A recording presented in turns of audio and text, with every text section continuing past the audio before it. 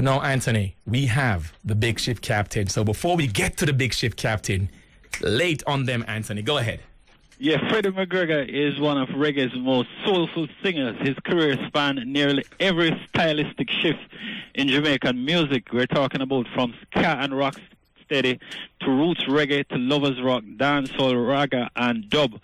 Freddie Mcgregor was actually born in Clarendon, Jamaica, and at age 7, he started singing for a local ska harmony group called the Clarendonians. The Clarendonians recorded for legendary producer Coxsone Dodd, and when they split in the mid-60s, McGregor teamed up with ex-member Fitzroy Wilson to form Freddie and Fitzroy, and they recorded several singles, including Do Good and Good Will Follow You. McGregor stayed on Studio One for most of the 70s, working as a backup singer while developing his own musical style. He sang lead for groups like Generation Gap and Soul Syndicate, and also recorded as a solo artist. In 1975, McGregor converted to Rasta, which had a profound impact on his music. Still with Studio One, he recorded Rastaman Camp, Africa Here I Come, and Bobby Babylon, that subsequently raised his profile in Jamaica.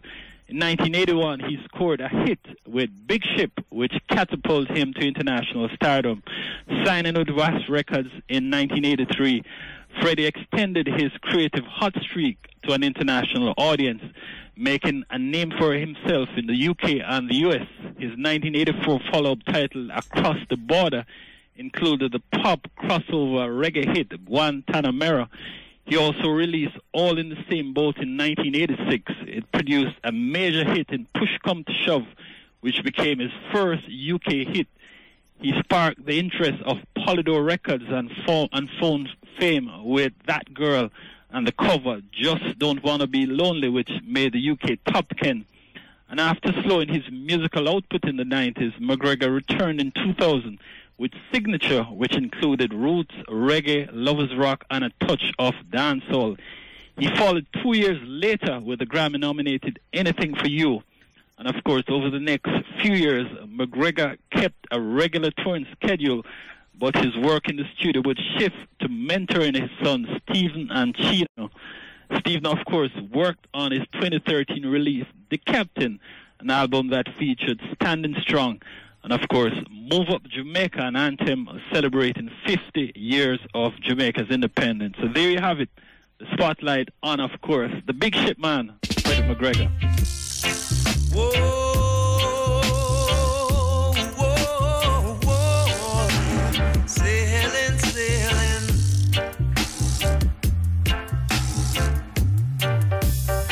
Say when I'm ready, you must hold on steady. We're moving off at lightning speed, yeah. So we say good morning to the captain, the ever-ready Mr. Big Ship, Freddie McGregor. Good morning, Freddie.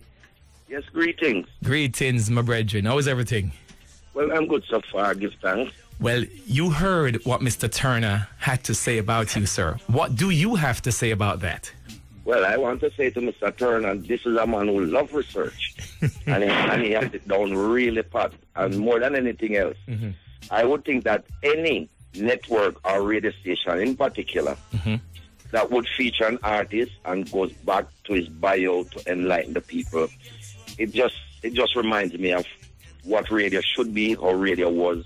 And I hope this radio now will continue to remain this way, because the approach is exactly the correct approach. We say thank you very much for those compliments, Freddie. And as we do here at Groovin Radio, is we provide good and responsible information.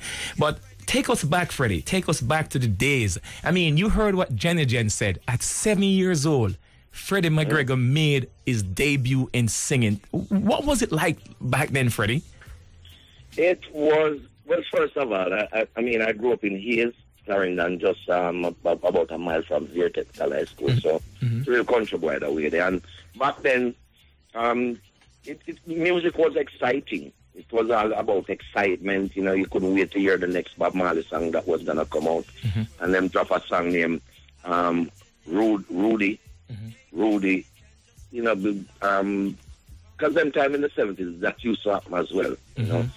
You saw the whole concept of rude boy, button up your shirt neck and you wear that key cap there with a red, gold and green string across it and your Clark's boot and your marine and your shirt from pretty much like how Gregory continued to dress that for a while. Yes. But it was all excitement. You hear the next metal song, I said, whoa, metals, and it was more like a parish final thing. You know, you'd have artists from Clarendon, you know, artists from down Trenchtown, and it started to become a competition of sorts, and people start put out tune and the excitement. So when it was time for Ernest and Peter to go back into Kingston for another recording session, Ernest's mom, her name is Bessette Lynn, God bless her soul, she was determined that they wouldn't leave me, and she came to my mother and asked her to let me go to Kingston with them. Right. And my mother shouted out to her and said, but Jetta, you know, they are friends. Them have them names. My mother called her Jetta. My mother name is Tiny. And Mama shouted out to her and said, but Jetta, I don't have no money for sending the town. And Miss Etlin, who is Ernest's mom, she worked at Veer Technical High School. I still see her now in her blue uniform. And she said, don't worry about it. I get paid Thursday. And I forgot them now, leave him. And that you know, that's how it all started. And the rest was history. Wow. When I went there, it was somewhat of a... I was in amazement, to be honest with you, because at that age, well, firstly, Miss Etlin gave us instruction. Let me tell you that part ago. She asked my mom to get me ready, and my mother and my sister, and prepare my stuff overnight, Saturday night. Thermos with my tea. You know, as a little youth, you have the one pretty close there. You're going out close. I remember I made a black Shiner's pants, and a black pointed toe shoes and a white bush jacket that I'm what you call your best dress. Your son the best. Yes. And that was taken out Saturday night. I am well prepared, blah, blah, my little bag pack, and a thermos of tea. And where we live, we could hear the bus from the terminus. It's called Clarendon Comet. So when they blow that horn at about 4:30 in the morning, the entire community could hear that. Time to go. You know it's time to go through the shortcut and meet the bus, and that's what we did. And, you know, when I boarded the bus, you know, my mother had given a little, I remember how much shilling that was. And my thermos with my tea and my bag and everything, and my sister, she pushed some newspaper in my stomach, and at the time I wasn't sure what that was about. and my mother gave me a nutmeg. She put a nutmeg in my mouth. Oh, so you don't get car sick. That was what they were doing back then. Yeah, man, that's what. Yes, that's what they do. Well, the newspaper and the nutmeg. So, Freddie, get a little ice cream, Monica. You know, the bus have to stop at different places, and when you reach a big city now, like Nathan, yeah, ice cream or peanut and little things, and then we use Spanish on a whole lot, but the same thing going to Kingston.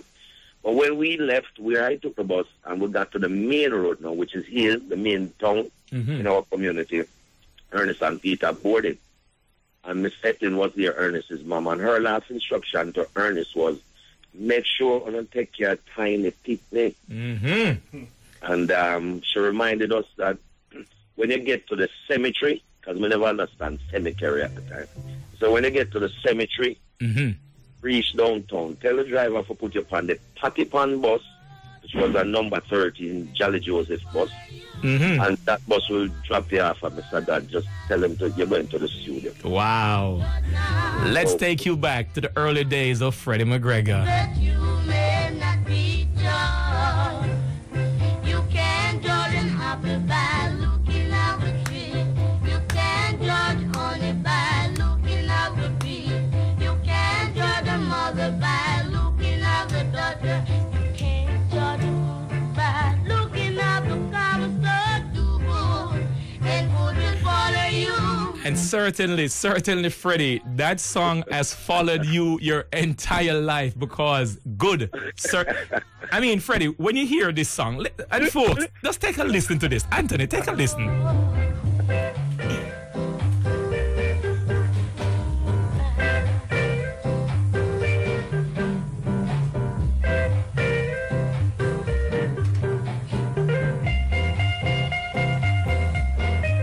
It is Freddie and Fitzy doing good, and certainly this good. But now, Freddie, you know, you transition as you transition through life, and you look back at that, and you look where you are today, Freddie. How does that make you feel as a person? I am thankful that I followed the path set for me, and that I was able to do what I have done so far in music, and my contribution more than anything else. Because having gone through those early stages, one would imagine that we've seen a lot in terms of the industry, and I thought it important because I always hear Bob. That was always one of Bob's favorite thing. Oh, every man have them thing. So it's something will resonate with me as I go along, you know. And him always I say, oh, buy some of them boy the studio and them thing, and there. When I see them move them start make it open my eye, and I say, well, look like we really have to have a thing. So I kind of grew with the mindset that we should have our own things, but not only for my personal benefit. Because at the time, we couldn't go to certain studios. There was security guard and the fences high. So you can't lean on the wall. You have to go over the next side of the road, hoping for the opportunity. One day, we could get a chance to go inside. So I wanted to do mine in a way that it would help the generation in this time. Wouldn't have to have them big high fence there. And if youths are truly talented, maybe them could have get the opportunity to do something through us. And courtesy of my sons, I think we have accomplished that. Definitely. So I'm truly happy for the contribution. Why did you do it? Why did you do it? Why did you do it? Why did you do it? Why did you do it? Why did you do it? Said you saw me. It is called Why Did You Do It? The ever ready Mr. Freddie Mcgregor, along with Mr. Ernest Wilson. Breadman, you weren't considered to come into this world then. This is 1966. Breadman, where were you then? I was born in 1976. So. Oh my God.